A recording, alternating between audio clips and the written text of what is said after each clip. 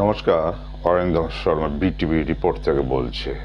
দর্শক, বিভিন্ন সময়ে বিভিন্নভাবে রাজ্যের রাজনীতি উত্তাল হয়ে ওঠে কোনো একটা বিষয়কে কেন্দ্র করে। বিরোধীরা অবশ্যই বেশি উঠে পড়ে লাগবে, তার সঙ্গে মেইনস্ট্রিম মিডিয়া যার যেমন ক্যাপাসিটি সেই অনুযায়ী মেইনস্ট্রিম মিডিয়াদের কথা বলছি। আর ইউটিউবাররা, আমাদের মতো ইউটিউবাররা, তারা যথাসাধ্য সর্বোচ্চ প্রচেষ্টা দ্বারা বিষয়টাকে রং বুলিয়ে রঙিন থেকে রঙিনতর, শেষ বেলায় রঙিনতম করে ছাড়ে। সেই রকম একটা ঘটনা বারবার সোশ্যাল মিডিয়ার পর্দায়, মোবাইলের পর্দায় সমগ্র বঙ্গবাসী তো দূরের কথা, ভারতবাসীর দেখা সারা।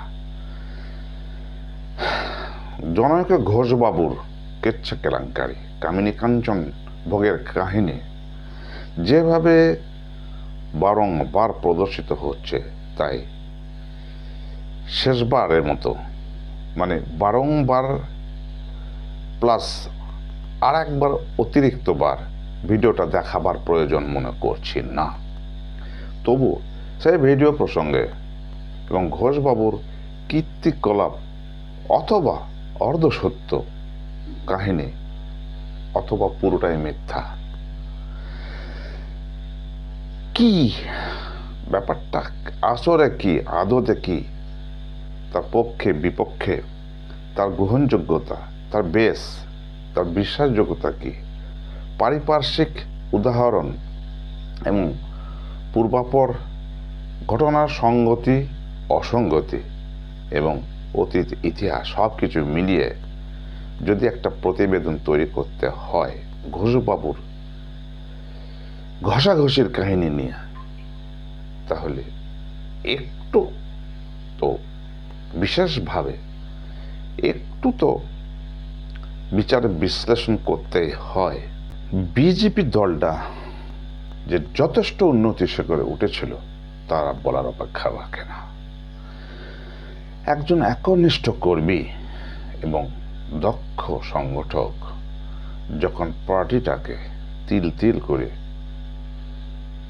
সংগঠনের সূত্র ধরে বা সংগঠনের পথ ধরে যখন তাকে একটা নির্দিষ্ট নিশানা বা পথ দেখিয়ে এগিয়ে নিয়ে চলে, অর্থাৎ শুভ কাজ এটাকে বলা চলে, ভালো কাজ বলা যায়। অর্থাৎ ভালো কাজ করতে গিয়ে পিছন থেকে টেনে ধরার কেজোদেরও অভাব হবে না, হয়নি কোনোদিনও।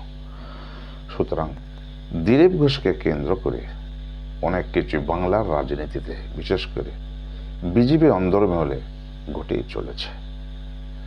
নেপথ্যে কাদের অবদান বা বিশেষ করে কার অবদান সেটা তো গবেষণা সাপেক্ষ।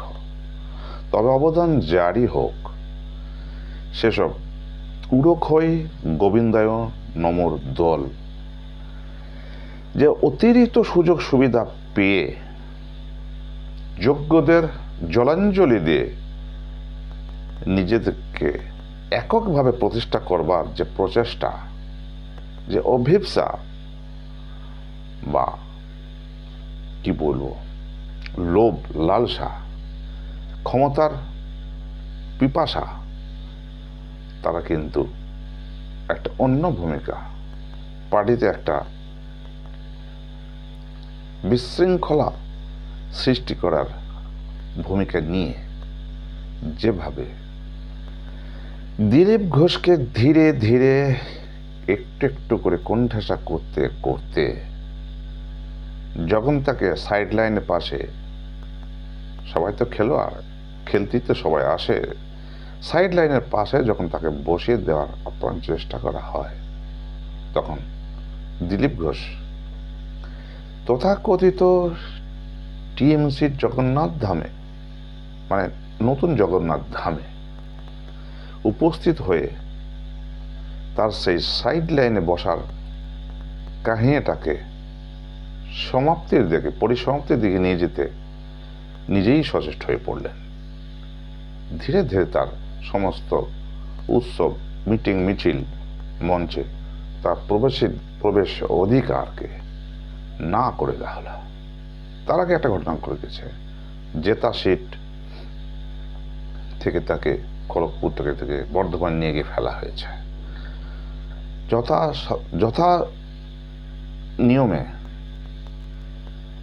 যে পিছনে যারা কলকাঠি নাড়ার কুশীলব, তাদের উদ্দেশ্য যখন সফল হয়েছে, তখন ধীরে ধীরে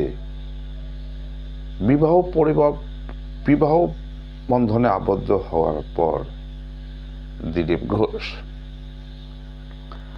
যখন নতুন জীবনে পদার্পণ করার পর একটু একটু করে পার্টিতে ফিরে আসবার চেষ্টা করছে নতুন রাজ্য সভাপতির হাত ধরে, তখন কিন্তু আবার আরেকটা খেলা শুরু হয়ে গেল। একটা ইউটিউবে প্রথম এই কেচ্চা কাহিনীর ভিডিও দেখে নাম কিনতে চেষ্টা করেছে, অথচ তিনি যথাযোগ্য প্রমাণ কিন্তু এখনো দিতে পারেননি। ভিডিওটা আপনারা দেখেছেন, আমিও দেখেছি। কখনোই কিন্তু ভিডিওতে যে অভিনেতা অভিনয় করছেন তাকে দিলীপ ঘোষ মনে হচ্ছে না। কেন হচ্ছে না? কারণ বর্তমান প্রযুক্তিতে, AI প্রযুক্তিতে যদি এটা ঘটানো হয়েই থাকে, তাহলে তার একটা কিছু বাধা বিপত্তি এড়িয়ে যাবার একটা প্রচেষ্টা থাকবেই। এখানে কিন্তু AI প্রযুক্তিতে প্রকাশ্যে স্পষ্ট মুখমণ্ডল দেখানো সম্ভব এবং নির্ভুলভাবে সম্পূর্ণ ক্যামেরার সামনে যে সব ঘটনা ঘটে, সেই একই ঘটনার দৃশ্য AI দ্বারা ঘটানো সম্ভব। কিন্তু সেইভাবে যদি ঘটানো চেষ্টা হয়ে থাকে, তাহলে কিন্তু যারা পিছন থেকে এসব ঘটনা ঘটিয়েছে, যদি কথা বলছে, যদি ঘটিয়ে থাকে, তারা কিন্তু ওই তথাকথিত ঘোষবাবুর মুখমণ্ডলকে স্পষ্ট রূপদান, স্পষ্ট দেখানোর চেষ্টা করতেন। কিন্তু এক্ষেত্রে তা হয়নি। কখনো দিলীপ ঘোষ হোক আর প্রদীপ ঘোষই হোক, যে ঘোষের ঘষাঘষির কাহিনী হোক বা ভিডিও হোক, কখনো সেই জনৈক ঘোষের মুখটাকে কিন্তু স্পষ্ট আনা হয়নি। তাহলে কিসের ভিত্তিতে ওটাকে প্রমাণ করার চেষ্টা হচ্ছে যে ওটাই দিলীপ ঘোষ? যারা প্রমাণ করবার চেষ্টা করছে যে ওই ভিডিওর অভিনেতা দিলীপ ঘোষ, তাহলে অভিনেত্রীটা কে? তার পরিচয় কেন প্রকাশ্যে আসছে না? সেটা কেন উজ্জ্ব থাকছে? প্রশ্ন তো এখানেই। তাহলে একটা ঘটনাকে, একটা চরিত্রকে, ক্যারেক্টারকে যদি বাস্তবসম্মতভাবে ফুটিয়ে তুলতে হয়, তাহলে তো সে নাট্যকাহিনীর অপোজিট মেরুতে যিনি থাকছেন, অর্থাৎ অভিনেত্রী, তার পরিচয় প্রকাশ্যে না আনলে তো কাহিনীটাই তো অসম্পূর্ণ থেকে যায়। তাহলে একটাকে প্রমাণ করতে গেলে আর একটাকে তো প্রামাণ্য নথি হিসাবে, তথ্য হিসাবে খাড়া করতে হয়। সেটা কোথায়? 1 নম্বর। 2 নম্বর, ঠিক যে মুহূর্তে দিলীপ ঘোষ রাজ্য রাজনীতিতে বর্তমান রাজ্য সভাপতির হাত ধরে ঘুরে দাঁড়াবার চেষ্টা করল এবং যথেষ্ট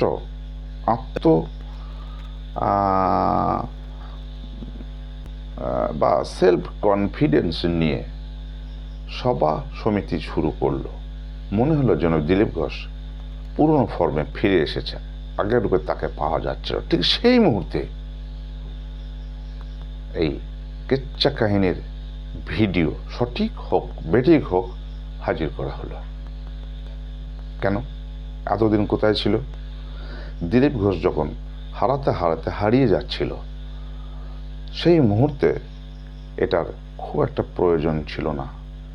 বিনা এই কেচ্চার ভিডিও ছাড়াই যখন দিলীপ ঘোষ হারাতে বসেছিলেন, তখন প্রয়োজন কিন্তু পড়েনি। যখন দেখা গেল তিনি হারতে হারতে জিততে চলেছেন, অর্থাৎ ঘুরে দাঁড়িয়েছেন, তখন তাকে আবার খেলার মাঠে সাইড লাইনে বসাবার জন্য এটা অবতারণা হতেও পারে, কি আবার নাও হতে পারে। যদি হতেও পারে, তাহলে এই ভিডিওর সত্যতা নিয়ে, বিশ্বাসযোগ্যতা নিয়ে একটা সন্দেহ থেকে গেল। নাও পারে যদি হয়, তাহলে যদি নাও পারে হয়,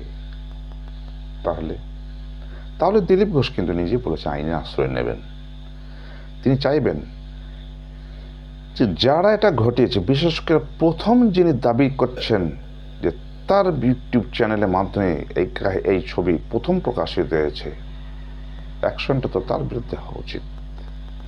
দিলীপ ঘোষ যদি নিজে মুখে যে প্রতিশ্রুতি দিয়েছেন একটা অডিও বার্তায় যে তিনি আইনগত এর শেষ দিকে ছাড়বেন, যদি শেষ দিকে ছাড়েন, অর্থাৎ শেষ দিকে বিষয়টার প্রতি যদি তার প্রতি অন্যায় হয়ে থাকে, তার প্রতি যদি তিনি আইনগত ব্যবস্থা নিয়ে আপ্রাণ চেষ্টা করেন, তাহলে জানতে হবে ভিডিও ফেক, মিথ্যা, ষড়যন্ত্র। আর যদি তিনি মুখে ফুটফুট করে প্রতিশ্রুতি দিয়ে থাকেন এই করব সেই করব, বাস্তবে তিনি কিছুই করছেন না, চুপ, তাহলে হতেও পারে। অতএব হতে পারে, না পারে, দোলাচলের মধ্যে দিয়েই কিন্তু যতক্ষণের সত্য উদ্ঘাটন হচ্ছে প্রামাণ্য নথি সমেত, বা সত্য উদ্ঘাটন যারা করার তারা যদি সত্য উদ্ঘাটন করে এর একটা চূড়ান্ত দিক, চূড়ান্ত সিদ্ধান্ত বের করতে না পারে, ততক্ষণ হতে পারে, না পারে, এই চিন্তা, এই মনে এই সিদ্ধান্ত নেই। দর্শক হিসাবে আপনাদের মতো আমিও থাকলাম। দেখা যাক ক্রমশ প্রকাশ্য